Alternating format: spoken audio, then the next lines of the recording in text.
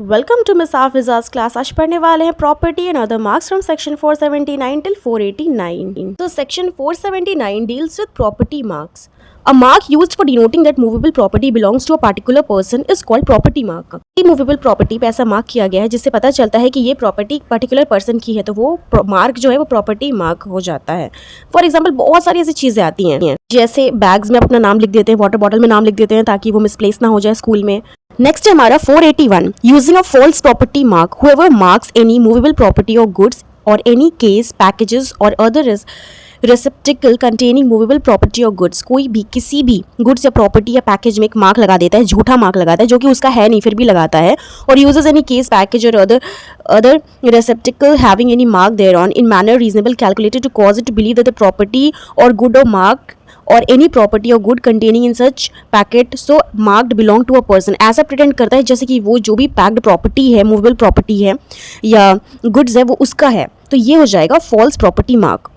अब सेक्शन 482 बात करता है punishment for using a false property mark. Whoever uses any false property mark shall unless he proves that he acted without intention. अगर उसने गलती से किया है तो उसे पनिशमेंट नहीं मिलेगा, लेकिन अगर उसने इंटेंशन से किया है, मेंस या प्रेजेंट है, तो उसे पनिशमेंट मिलेगी 1 year और विद फाइन और with both. Section 483, counterfeiting a property mark used by another. Whoever counterfeits any property mark used by any other person shall be punished with imprisonment of either description for a term which may extend to 2 years with fine or both. दोस्तों, अगर मैं कोई property mark use कर रही हूँ, मैं ये बताने की कोशिश कर रही हूँ कि ये प्रॉपर्टी मेरी है। अब मेरी मार्क को कोई दूसरा आदमी इस्तेमाल करता है और ये जताने की कोशिश करता है कि वो उसका सामान है, लेकिन एक्चुअल में वो चीज मेरी है, तो यहाँ पे क्या हुआ, उसे पनिशमेंट मिलेगी जो कि 2 साल की होगी, फाइन या दोनों के साथ। काउंटरफीट मतलब कॉपी करना। अब आते हैं सेक्शन 484 में, counterfeiting a mark used by a public servant. Whoever counterfeits any property mark used by a public servant or any mark used by a public servant to denote any property has been manufactured by a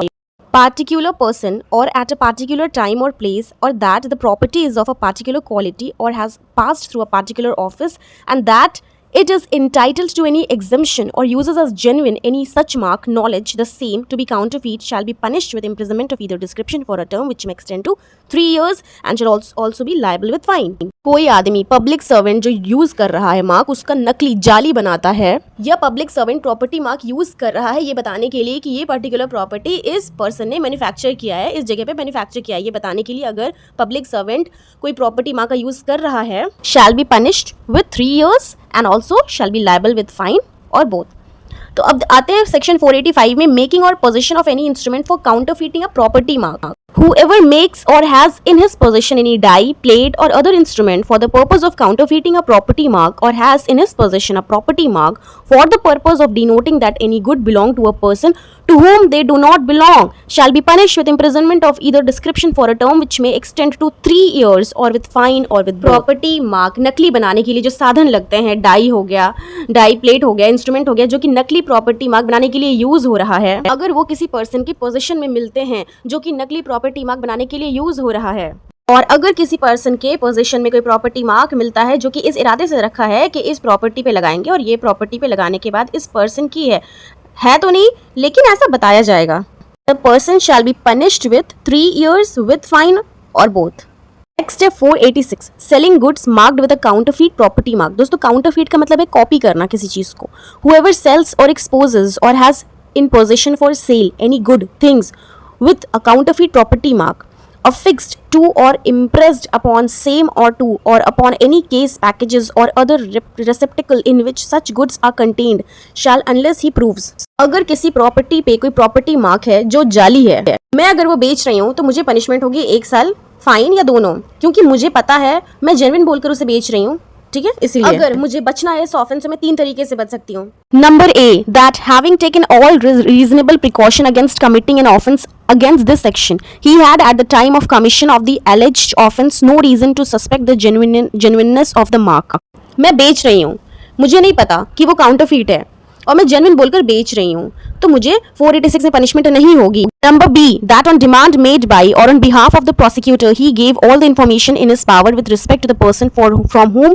he obtained such goods or things. Prosecutor जब question पूछेगा कि ये सामान, ये counterfeit सामान तुम कहाँ से बेच रहे हो, तो जो बंदा है वो कह देगा असल में कि वो किससे ये गुड्स खरीदता है, और यहाँ पे वो बन जाएगा कि वो जेन्युइन समझकर बेच रहा था, उसे नहीं पता था कि ये काउंटरफीट है। तो यहाँ पे जो मेन ओनर है वो पकड़ा जाएगा और वो बंदा जो बेच रहा है, जो अपने आप को प्रोटेक्ट कर रहा है, वो बच जाएगा। लेकिन अगर उसको पता था कि ये काउंटरफीट है फिर भी बंदा बेच रहा है तो वो फंस जाएगा और उसको पनिशमेंट मिलेगा 1 साल तक का सजा फाइन के साथ। C number that otherwise he had acted innocently, उसको मालूम नहीं था कुछ भी और वो इनोसेंटली कर रहा है जेन्युइन समझकर, तो बच जाएगा वो। अब आते हैं सेक्शन 487 में, making a false mark upon any receptacle containing goods. Whoever makes any false mark upon any case, package or other receptacle containing goods in manner reasonable calculated to cause any public servant or any other person to believe that such receptacle containing goods which it does not contain, or it does not contain goods which it does not contain, or the goods contained in such receptacles are of a nature or quality different from the real nature or quality thereof, shall, unless proves that he acted without intention to defraud, be punished with imprisonment of either description for a term which may extend to 3 years or with fine or both. For example, अगर कोई godown है जिसमें goods रखा है या कोई vehicle जो goods को कैरी कर रही है उस पर अगर प्रॉपर्टी मार्क लगा है, जो प्रॉपर्टी मार्क लगाया गया है उसको देखने के बाद ये इंडिकेट हो रहा है कि इसमें ये पर्टिकुलर गुड्स हैं, हालांकि उस गोडाउन में वो गुड्स नहीं है, फंसाने के इरादे से उसको बाहर से सिर्फ कवरिंग दी गई है लेकिन गुड्स कुछ और ही है, तो इस सिचुएशन में क्या होगा, इस इरादे से अगर प्रॉपर्टी मार्क लगाया गया है फ्रॉड के तरीके से तो उसको पनिशमेंट मिलेगी सेक्शन 487 में, जो कि होगी 3 साल के लिए विद फाइन और विदाउट।